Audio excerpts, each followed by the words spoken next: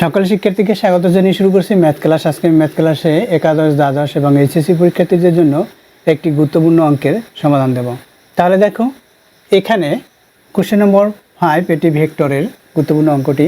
যদি এ ইকুয়াল যে ভেক্টর এ vector equal দেওয়া আছে এবং বি ভেক্টর ইকুয়াল দেওয়া আছে, ভেক্টর দুটি অন্তর্গত কোণ বা অন্তর্ভুক্ত কোণ আমরা নির্ণয় করব। তাহলে প্রথমে লিখতে হবে দেওয়া আছে, প্রথমে লেখা হলো দেওয়া আছে এ ভেক্টর ইকুয়াল এটা, বি ভেক্টর ইকুয়াল এত।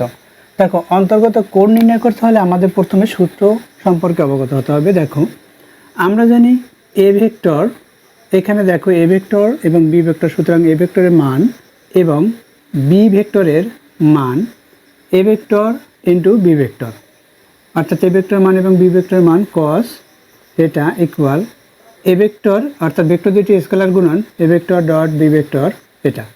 তাহলে আমাদের A vector dot B vector বের করতে হবে এবং ভেক্টর দুটির মান বের করতে হবে। অর্থাৎ থিটার মান যদি বের করতে চাই, প্রথমে এখানে কস থিটা লিখে, দেখো কস থিটা লিখে প্রথমে এটুকু দ্বারা ভাগ করব। অর্থাৎ এখানে A vector dot B vector, এটাকে এ ভেক্টরের মান এবং বি ভেক্টরের মান এটা দিয়ে ভাগ দেব।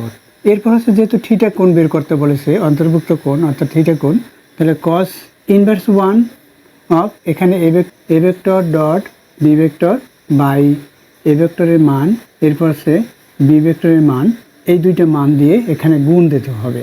দেখো এভাবে হবে, অর্থাৎ থিটা কোণ বের করতে হলে এই সূত্রটি প্রযোজ্য। তাহলে প্রথমে আমরা ভেক্টর দুটির ডট গুণ বের করি বা স্কেলার গুণ বের করি। তাহলে লিখি, এখানে দেওয়া আছে, লেখা হলো অতএব A vector dot B vector equal, অর্থাৎ ভেক্টর দুটি স্কেলার গুণফল নির্ণয় করব। তাহলে এ ভেক্টরের মান লিখি, প্রথমে এ ভেক্টরের মান হচ্ছে 2i hat minus 3j hat minus k hat, bracket শেষ করি। এরপর ডট গুণ বি ভেক্টর ইকুয়াল কি দেওয়া আছে সেটা দেখো, এখানে i hat plus 4j hat plus 3k এটা দেওয়া আছে। সূত্র অনুসারে আমরা i এই যে মান, এখানে একক ভেক্টর একই একক ভেক্টর সেটার সাথে সেটা গুণ করব। অর্থাৎ প্রথমে এখানে দেখো আই ভেক্টরের সাংখ্যিক সহগ এখানে 2 আছে, এখানে 1 আছে, এই 2 এর সাথে 1 গুণ করব। অর্থাৎ 2 এর সাথে 1 গুণ করলে 2 হবে, i এর সাথে i গুণ করি, i ইন্টু i, অর্থাৎ i ডট i ইকুয়াল 1 হবে, তাহলে সুতরাং 2 হয়েছে শুধুমাত্র। এখানে আবার মাইনাস, এখানে প্লাস প্লাসে মাইনাসে মাইনাস লিখি, 3 দিয়ে 4কে গুণ করি 12 হবে, j ডট ইন্টু j হলে ইকুয়াল 1 হয়, তাই 1 হলো, 1 এর সাথে 12 যদি গুণ করি 12। এখানে মাইনাস সাইন, এখানে প্লাস সাইন, প্লাসে মাইনাসে মাইনাস হলো, এখানে 1 আছে, এখানে 3, 1 এর সাথে 3 গুণ করি তাহলে 3 হবে, এটা হলো ইকুয়াল দেই। তাহলে এখন এখানে কত হবে দেখো, এখানে 15 থেকে 2 বাদ, অর্থাৎ 13 মাইনাস 13 হলো, A dot B equal minus 13 পেয়েছে।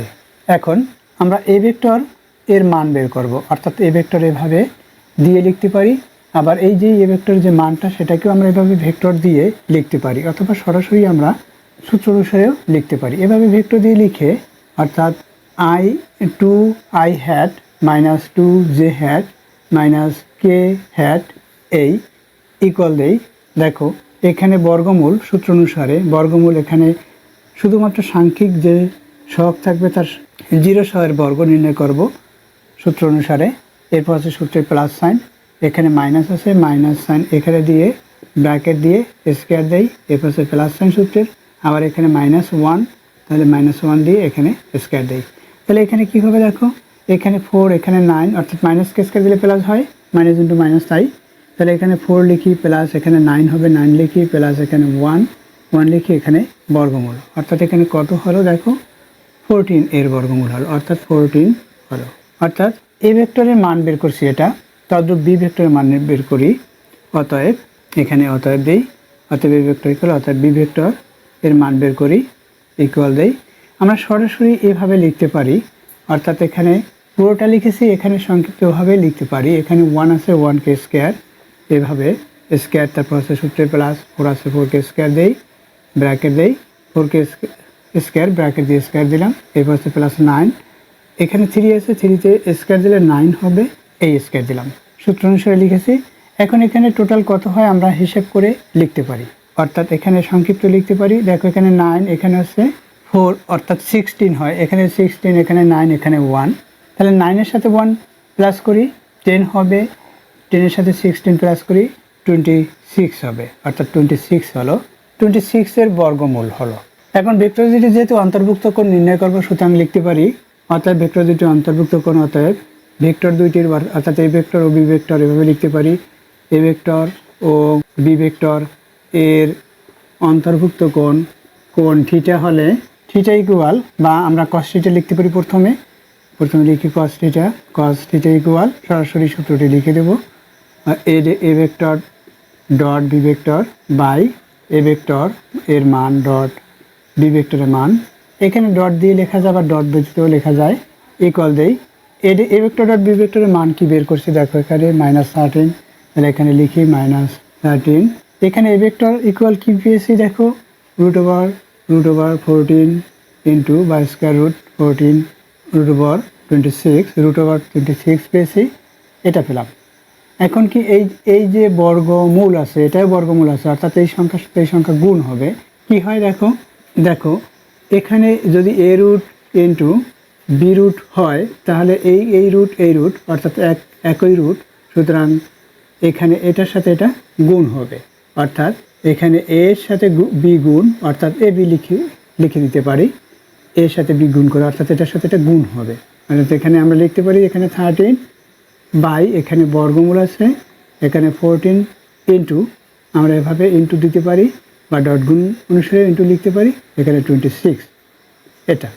এখন এটার সাথে এটাকে আমরা গুণ করব, গুণ করলে কি হবে সেটা ক্যালকুলেটর ব্যবহার করতে পারি। এরপর এই যে বর্গমূল নির্ণয় করতে পারি, বর্গমূল নির্ণয় করে অর্থাৎ ক্যালকুলেটর ব্যবহার করে পাই। দেখো তাহলে কি হবে, প্রথমে বর্গমূল দেই, এখানে হচ্ছে 14 ইন্টু 26, এখানে হলো 2 রুট ওভার 91, এটা আসলো। তাহলে আমরা এভাবে লিখতে পারি, এখানে -13 বাই 2 রুট ওভার 91, এটা আসলো। আমরা ক্যালকুলেটর ব্যবহার করে এটা পেয়েছি।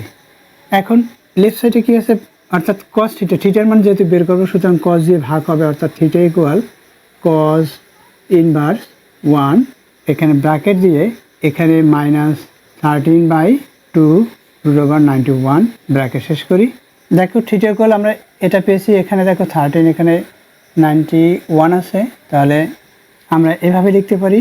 দেখো এখানে কস ইনভার্স 1, এখানে ব্র্যাকেট দিয়ে আমরা এখানে 13 যে এটা মাইনাস দিয়ে 13 ইন্টু 13 এভাবে লিখে, দেখো এটা বাড়তি লেখা আছে, সুতরাং এখানে আমরা এইভাবে বর্গমূল দিতে পারি।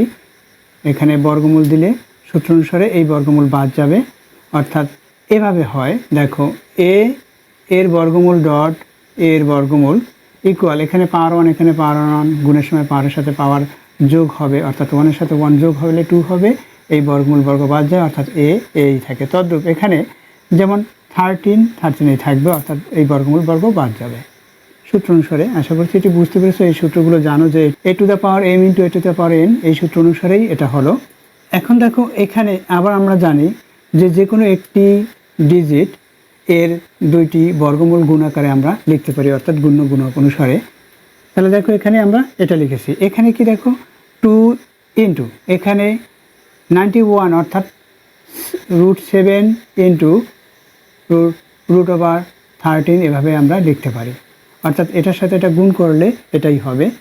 এখন যেহেতু এভাবে কেন লিখেছি, এটা বাদ দেওয়ার জন্য, অর্থাৎ এটাকে বাদ দেওয়ার জন্য এভাবে লিখেছি। দেখো এখানে cos ইনভার্স 1, এখানে ব্র্যাকেট দিয়ে এখানে মাইনাস সাইন, এখানে 13 রুট ওভার 13 বাই 2, এখানে √7 এভাবে লিখতে পারি। অথবা এই যে বর্গমূল, এই বর্গমূল এক বর্গমূল দিয়ে লব হরকে সেভাবেও লেখা যায়, অর্থাৎ এখানেই আমরা অ্যান্সার শেষ করি, এখানেই লিখে দেই। আশা করছি বুঝতে পেরেছো কীভাবে এইটি লিখতে হয়। এতক্ষণ ম্যাথ ক্লাসের সাথে থাকার জন্য সকলকে ধন্যবাদ জানিয়ে আজকের মতো বিদায় নিচ্ছি।